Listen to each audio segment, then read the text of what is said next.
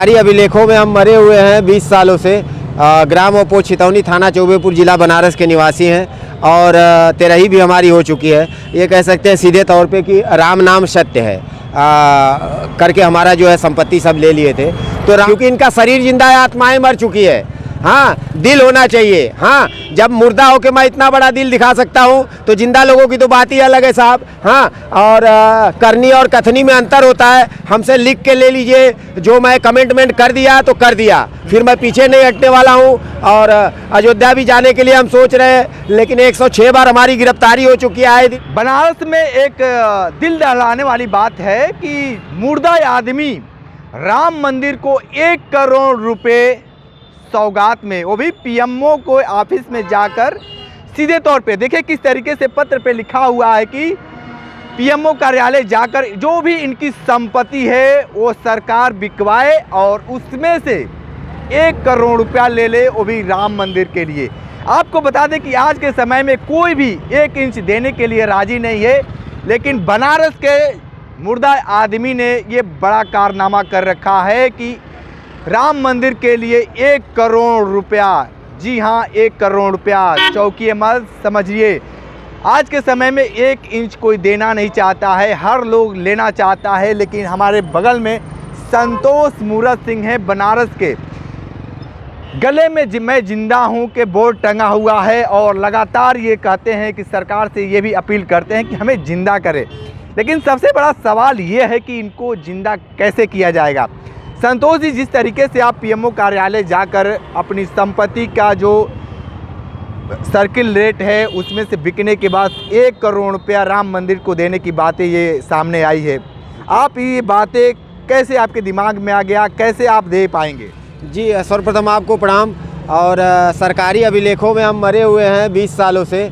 ग्राम Oppo Chhitauni थाना चौबेपुर जिला बनारस के निवासी हैं और तेरही भी हमारी हो चुकी है। ये कह सकते हैं सीधे तौर पे कि राम नाम सत्य है करके हमारा जो है संपत्ति सब ले लिए थे।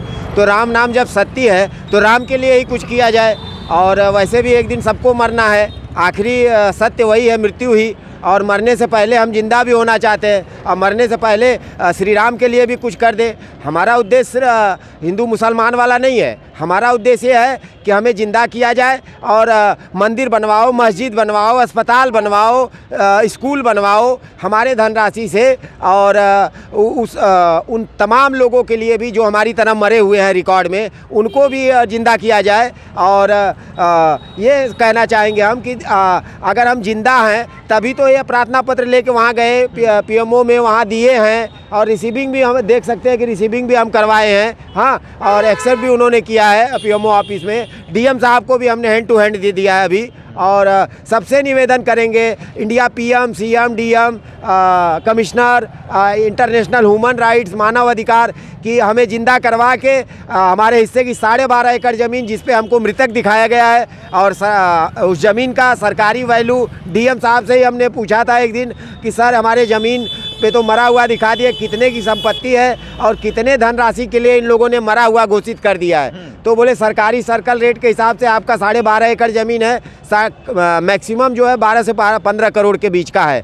तो हम कहे ठीक है, हमारी ज़मीन बिकवा दीजिए। हम कहे 12 करोड़ या 10 ही करोड़ मिला, उसमें से 1 करोड़ हम दान दे देते हैं, 9 करोड़ हमें दे दीजिए, 1 करोड़ आप ले लीजिए, उसमें मंदिर बनवा दीजिए, मस्जिद बनवा दीजिए, अस्पताल बनवा दीजिए। और तमाम वीआईपी मूवमेंट होता है, 106 बार हमारी गिरफ्तारी करवा देते हैं लोग। हाँ, और इतने बड़े बड़े नेता मंत्री है, कोई 1 रुपये दान देने के लिए खड़ा है, जिसकी सरकार है वो भी नहीं देगा इतना। लेकिन हम कहते हैं ना, क्योंकि हम राम नाम सत्य वाले हैं और राम नाम सत्य हो चुका है हमारा, इसलिए राम के लिए 1 करोड़ क्या, हम तो कहे हम अपनी पूरी ज़िंदगी ही दे दें। और वैसे भी हमारी तो ज़िंदगी है ही नहीं साहब। हाँ, रिकॉर्ड में तो मरे हुए ही है, लेकिन मर के भी जिंदा होना चाहते हैं। तमाम देश के लोकतंत्र के चौथा स्तंभ मीडिया से, जनता से, सबसे अपील कर रहे हैं कि भैया देखिए, मैं जिंदा हूँ तभी तो एक कांड कर रहा हूँ। अच्छा, एक चीज़ बताइए कि यहाँ पे 3 मंत्री हैं और 8 विधायक हैं जी। इतना बड़ा रकम तो ये ले भी नहीं सोचे होंगे कि हम दे पाएंगे, क्योंकि इनका शरीर जिंदा है, आत्माएं मर चुकी है। हाँ, दिल होना चाहिए। हाँ, जब मुर्दा होके मैं इतना बड़ा दिल दिखा सकता हूँ तो जिंदा लोगों की तो बात ही अलग है साहब। हाँ, और करनी और कथनी में अंतर होता है। हमसे लिख के ले लीजिए, जो मैं कमिटमेंट कर दिया तो कर दिया, फिर मैं पीछे नहीं हटने वाला हूँ। और अयोध्या भी जाने के लिए हम सोच रहे हैं, लेकिन 106 बार हमारी गिरफ्तारी हो चुकी है। आए दिन पुलिस हमको 151 में VIP मूवमेंट होता है तो पकड़ के जेल यात्रा करा देती है। इसलिए जाने से पहले गुप्त रूप से जाएं कि शो करके जाएं, क्योंकि आए दिन हमारी जेल यात्रा होती है। कब हमको ये लोग जेल भेज देंगे कोई गारंटी नहीं है।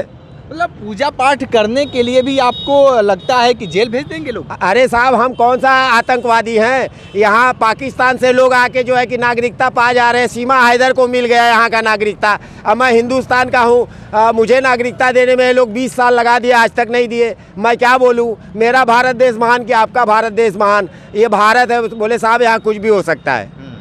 अच्छा, एक आखिरी सवाल है कि ये चीज़ें आपके दिमाग में कैसे आ गया कि हमको अपनी ज़मीन को बेचकर और इतनी बड़ी रकम राम मंदिर को देना? जी, हम देखिए 10 से 5 यहाँ धरना पे रहते हैं और दिन में यहाँ रहते हैं जिला मुख्यालय वाराणसी पे, और 7 बजे शाम से 7 बजे सुबह तक मणिकर्णिका घाट पे अर्थी जहाँ चिता जलती है वहाँ ठंडी की वजह से साहब हमारे पास बिस्तर नहीं है, कंबल नहीं है, उस हिसाब से वहाँ रहते हैं।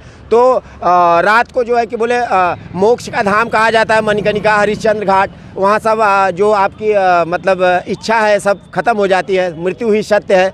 तो हमें ऐसा ज्ञात हुआ, आभास हुआ, ये कह सकते हैं सीधे तौर पे कि श्री राम भगवान हमारे सपने में आए और कहे कि देखो जो अब तक ये लोग नहीं किए, आप हमारे लिए कुछ करो, हम आपके लिए करते हैं। ठीक है, तो देखिए ये मुर्दा आदमी राम मंदिर के लिए 1 करोड़ रुपया अपनी ज़मीन को बेचकर बातें सीधे तौर पे कहे हैं कि ये 1 करोड़ रुपया देने के लिए राजी हैं, लेकिन यहाँ की जो प्रशासन है पहले ज़मीन बिकवा दे और फिर 1 करोड़ रुपया लेकर चंदे के रूप में जाए।